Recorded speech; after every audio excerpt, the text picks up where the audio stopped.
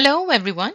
In this video, I would like to go over the step-by-step process of performing a hypothesis test in the case of one proportion. Now, the basic concepts and steps of the hypothesis testing is going to be the same for all studies, whether it's of one mean or one proportion or two means or two proportions or any other study. However, what is going to be different is perhaps the way the null and the alternative hypothesis are stated, or the formula that we use to find the test statistic, the distribution may be different. So this particular video is going to just show the steps for one proportion hypothesis testing.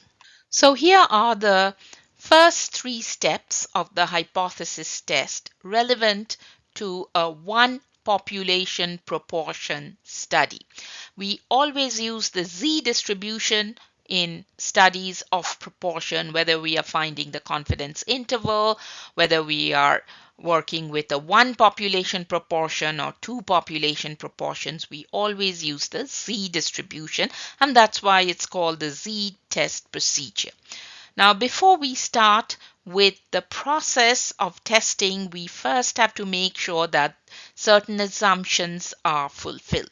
The first one, which is true for any statistical study, is that it has to be based on a simple random sample. That makes sure that it is an unbiased study.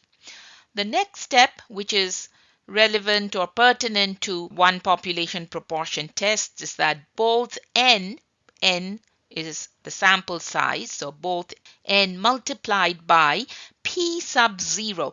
P sub 0 here is the null hypothesis proportion. So n multiplied by the null hypothesis proportion and n multiplied by 1 minus the null hypothesis proportion is greater or equal to 5. Once both these assumptions are satisfied, we can proceed with the steps of the hypothesis test. Again, I just want to remind you that in the second assumption, we are multiplying the sample size by the null hypothesis proportion and not the sample proportion, right? The first step is to state the hypothesis. The null hypothesis, which always presents a status quo situation, says P is equal to P sub 0. So P is the population proportion. All hypotheses must be stated in terms of the population notation. So it's not P hat, but it's P equals P sub 0 is whatever the null hypothesis proportion is stated to be. So this should be a value, a proportion value between 0 and 1. The alternative hypothesis is going to be stated in one of these three ways. It will say either that P, the population proportion, is not equal to whatever the null proportion is stated to be, which makes it a two-tailed test, or the alternative hypothesis will state that the population proportion is less than whatever the null hypothesis proportion is stated to be. That makes it a left-tail test, or it can state that the population proportion is greater than the null hypothesis proportion, which will make it a right-tail test. Once we clearly and correctly state our hypothesis, we have to decide on the significance level alpha. Now, for the purposes of this course, alpha will be provided to you in percentage form. Make sure that you convert it to a decimal value. All right. So if it says a 5% significance test is to be performed, make sure your alpha value is 0.05. That's the significance level, and that's how we represent alpha. The next step, step 3, is to calculate the test statistic. That's the evidence that we bring to the table for proportions.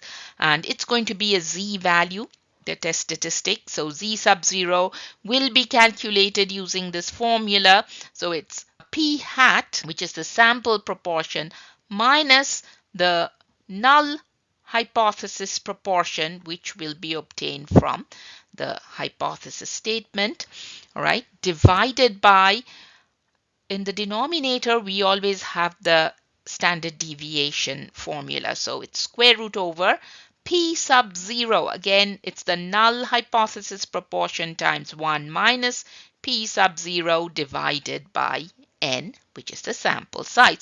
So please make sure you're using the formula correctly to find your test statistic, and that is going to be a z value. Now we'll go over the remaining steps of the hypothesis test for one population proportion. There are two approaches that one can take in step 4. The first one is the critical value approach. In the critical value approach, we draw our diagram using a standard normal curve, or the Z curve, and break it up into reject and do not reject regions. Now, based on the type of test we are performing, for instance, if it's a two-tailed test, then the reject regions will be on both ends of the curve. If it's a left-tailed test, then the reject region will be on the left side of the curve. If it's a right-tailed test, then the reject region will be on the right side or the right end of the curve. All right. And the other side automatically becomes then the do not reject region. So as you can see in this picture, for a two-tailed test, you will have reject regions on the extreme left hand side as well as on the extreme right hand side, and in the center it's the do not reject region. For the left tail test, we have the reject region shown here on the left hand side, and the other side is the do not reject region. For the right tailed, again, reject is on the right hand side, do not reject on the other side of it. How do we decide where the reject region and the do not reject regions are going to lie on the curve? What tells us that how much portion of the curve should be a reject versus a do not reject? That will be determined by the critical value. The critical value is nothing but the cutoff between the reject and the do not reject regions. It is, in other words, the cutoff point between the reject and the do not reject regions. And how do we find the critical value? We find Z of alpha. So if it is a two-tailed test, you have to split your alpha, which comes from the significance level, into two parts, right? It has to be alpha divided by 2, and then you have to find the corresponding Z value, and it's going to be a plus and a minus value.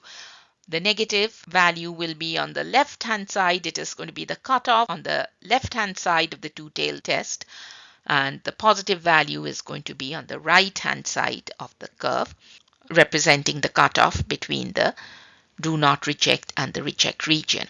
If it is a left tail test, then it's going to be a negative Z of alpha, because that value, the cutoff, is going to be on the left hand side of the 0. All values to the left are going to be negative Z values. And if it is going to be a right tail test, then your Z value has to be a positive value. What is alpha? Alpha represents the probability of making a type 1 error. That is, it's going to be the probability of rejecting the null hypothesis. It's always going to be the area corresponding to the reject region. And then once we represent our reject and do not reject regions on the curve based on the tailed test type, we will bring our test statistic from step 3 and see where that falls on this diagram. All right, that's step 5. If the value of the test statistic falls in the reject region, then we will reject the null hypothesis. Otherwise, we do not reject the null hypothesis. That is the logic we follow in the critical value approach to decide whether we should reject the null hypothesis or not reject the null hypothesis. For the p-value approach, we first start with our test statistic value. See over here, z sub 0. This is not z of alpha. There's no reject, do not reject regions in the p-value approach. All we do is we bring our test statistic that we obtained from step 3 and show where it lies on the curve, and then we find the corresponding area. If it's a left tail test, then it is the area to the left of the curve. If it is a right tail test, then the area is on the right hand side of the z sub 0 value. And if it is a two tail test, then the p-value is the area of both ends of the curve. All right. So just keep in mind the p-value represents probability, and probability also corresponds to the area under the curve. All right. So if you find the area whether on the left side or right side or on both sides of the curve, you will get the p-value, the probability value. And then how do we come to a decision based on the probability value? We check what the p-value we obtained, and then we compare it with alpha. If p is less or equal to alpha, then we reject the null hypothesis. Smaller the p-value, greater is its significance, or stronger is the evidence against the null hypothesis. We will end up rejecting the null hypothesis.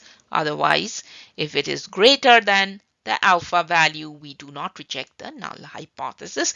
And finally, we interpret the results of the hypothesis test in context of the problem that we are solving. All right?